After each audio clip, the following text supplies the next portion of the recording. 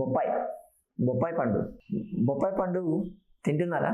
బొప్పాయి తీసుకుంటే vitamin A ఎక్కువ ఉంటుంది, దాంట్లో అదే బీటా కెరోటిన్ ఎక్కువ ఉంటుంది, సి ఉంటుంది, విటమిన్ ఈ ఉంటుంది, బెనిఫిట్స్ ఉన్నాయి బాగా. అలాగే దాన్ని తీసుకుంటే హీట్ కూడా ప్రొడ్యూస్ అవుతుంది అండ్ మన వెయిట్ రిడక్షన్ కూడా బాగా పనిచేస్తుంది, మెటబాలిక్ రేట్ కూడా బాగా పనిచేస్తుంది. దాంట్లో మనం ఏం చేస్తాం, బొప్పాయి కట్ చేస్తాము, పైన తొక్కు తీసేస్తాము యూజువల్గా, అంటే లోపల గింజలు తీసేస్తాం, ముక్కలు చేసుకొని తింటాం, అంతే కదా. ఆ గింజలు పడేయొద్దండి, గింజలతో చాలా పని ఉంది. గింజలు చాలా ఎఫెక్టివ్. గింజల్ని మనము సిరోసిస్ ఆఫ్ లివర్ ప్రాబ్లం ఉన్న వాళ్ళకి వాడుకోవచ్చు. అంటే లివర్ ఇన్ఫెక్షన్ కావడం వల్ల ఫ్యాటీ లివర్ కారణాలు ఏంటో మనం ఒక వీడియో చేస్తున్నాం. ఫ్యాటీ లివర్ కండిషన్లో ఉంటే వాళ్ళు సిరోసిస్ ఆఫ్ లివర్కి వెళ్తారు. ఒబేసిటీ ఉన్నవాళ్ళు, హెవీ స్మోకర్స్, ఆల్కహాల్ ఎక్కువ తీసుకునే వాళ్ళకి ఆల్కహాలిక్ సిరోసిస్ అంటాం దాన్ని. ప్లస్ ఒబేసిటీ, ఓవర్ వెయిట్ ఉన్న వాళ్ళకి కొన్ని ఆటోఇమ్యూన్ డిజార్డర్స్ ఉంటాయి లోపల, మన బాడీ లోపలే తయారయ్యేటి, వాటి వల్ల రావచ్చు. అలాగే కొన్ని ఇన్ఫెక్షన్స్, ఈ హెపటైటిస్ బి, హెపటైటిస్ సి, ఈ ఇన్ఫెక్షన్స్ వల్ల, సో మన బాడీలో ఉండేటువంటి సెకండరీ ఇన్ఫెక్షన్స్ వేరే ఆర్గాన్ నుంచి ఇక్కడికి వచ్చి ఇన్ఫెక్షన్ చేసేటివి ఉంటాయి. అటువంటి condition, sedentary life style, active life style లేని వాళ్ళకి, ఇటువంటి వాళ్ళందరికీ కూడా ఈ సిరోసిస్ ఆఫ్ లివర్ వచ్చేటువంటి ఛాన్స్ ఉంది. ఆ కండిషన్కి ట్యాబ్లెట్స్, అన్నెసెసరీగా ట్యాబ్లెట్స్ వాడితే కూడా సిరోసిస్ ఆఫ్ లివర్ వస్తుంది. ఏం జరుగుతుందంటే మన లివర్లో ఉన్నటువంటి హెల్దీ సెల్స్ డ్యామేజ్ అవుతాయి, వీటన్నిటికి ఎక్స్పోజ్ అయినది. అటువంటివే ఆ మందంగా ఉండేటువంటి ఏరియాలే మన లివర్లో తయారవుతాయి. లివర్లో తయారయ్యేసరికి అక్కడంతా కాల్సిఫికేషన్ ఎక్కువ అయ్యేసరికి లివర్ ఫంక్షన్ అనేది డ్యామేజ్ అవుతుంది, డే బై డే డ్యామేజ్ అవుతూ ఉంటుంది.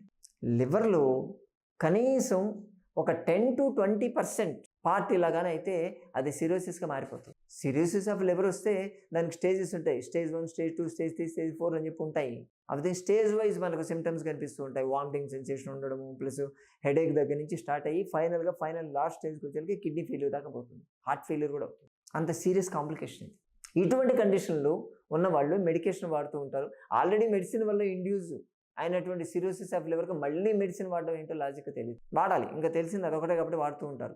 కానీ న్యాచురల్ రెమెడీస్లో మనకు పనిచేసేది, ఇటువంటి కేసులో మనకు పనిచేసేది ఈ బొప్పాయి సీడ్స్, బొప్పాయి గింజలు. ఆ బొప్పాయి గింజలు తీసుకొచ్చి ఒక 2 స్పూన్ల బొప్పాయి గింజలు తీసుకొని దాన్ని నూరాలి, బాగా నూరి పేస్ట్ చేయాలి. పేస్ట్ చేసి దాంట్లో కొంచెం నిమ్మరసం కలపండి, హాఫ్ స్పూన్ నిమ్మరసం కలిపేసి దాన్ని ఆ పేస్ట్ని డైరెక్ట్ తీసుకోగలిగితే మీకు సిరోసిస్ ఆఫ్ లివర్కి బాగా పనిచేస్తుంది.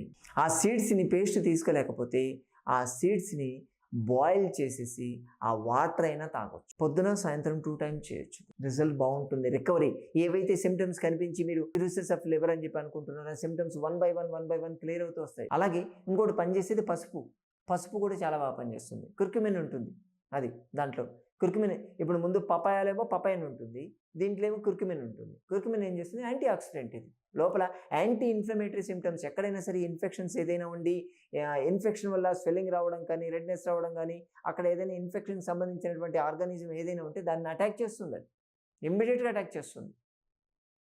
అందుకని ఆ పసుపును వాడడం కూడా చాలా బాగా పనిచేస్తుంది. రెసిస్టెన్స్ పవర్ బాగా పెరుగుతుంది, రికవరీ కెపాసిటీ బాగుంటుంది బాడీకి. సో అందుకని పసుపుని ఒక హాఫ్ స్పూన్ పసుపు తీసుకొని, half teaspoon, tablespoon కాదు, పెద్దది కాదు, చిన్నది తీసుకొని 1 కప్పు నీళ్ళలో వేసేసి బాయిల్ చేసేసి దాన్ని డైరెక్ట్గా తాగాలి. పొద్దున సాయంత్రం తాగొచ్చు. ఇది కూడా బాగా రికవరీ చేస్తుంది, రిజల్ట్ బాగుంది దీంతో. అలాగే ఫ్లాక్స్ సీడ్స్ అంటాం, అవిసె గింజల్ని మీరు వేయించి పౌడర్ చేసుకోండి. పౌడర్ చేసి 1 కప్పు వేడి నీళ్ళు బాగా మరక్కాచేయండి.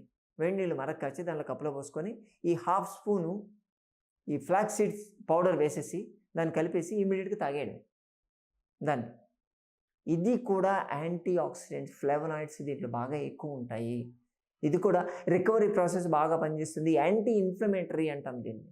ఎక్కడ స్వెల్లింగ్ ఉన్నా అక్కడ ఫ్లాక్స్ సీడ్స్ బాగా పనిచేస్తాయి. బాడీలో ఎక్కడైనా సరే, థైరాయిడ్ కావచ్చు, లివర్ కావచ్చు, కిడ్నీ కావచ్చు, దేనికైనా సరే స్వెల్లింగ్ ఉంది అంటే మనం గుర్తు రావాల్సింది ఫ్లాక్స్ సీడ్స్, అవిసె గింజలు. సో దీన్ని రెగ్యులర్గా 3 సార్లు తీసుకోవచ్చు దీనికి కావాలంటే. ఇది కూడా రికవరీకి బాగా హెల్ప్ఫుల్ చేస్తుంది. అలాగే గార్లిక్, వెల్లుల్లి, ఉల్లి చేసే మేలు తల్లి చేయదు అని చెప్తారు, సామెత ఉంది కదా. సో ఈ వెల్లుల్లి బాగా పనిచేస్తుంది. వెల్లుల్లి కూడా మనం కూరలో ఎక్కువ తీసుకోవడం మంచిది. లేకపోతే పొద్దున్నే లేచి వెల్లుల్లిని క్రష్ చేసేసి దానికి కొంచెం నిమ్మరసం కలిపేసి తీసుకోవాలి. నిమ్మరసం, విటమిన్ సి కూడా బాగా పనిచేస్తుంది. విటమిన్ సి రిచ్ ఫుడ్స్ మనం కానీ తీసుకోగలిగితే అవి యాంటీ ఆక్సిడెంట్స్ లాగా పనిచేస్తాయి.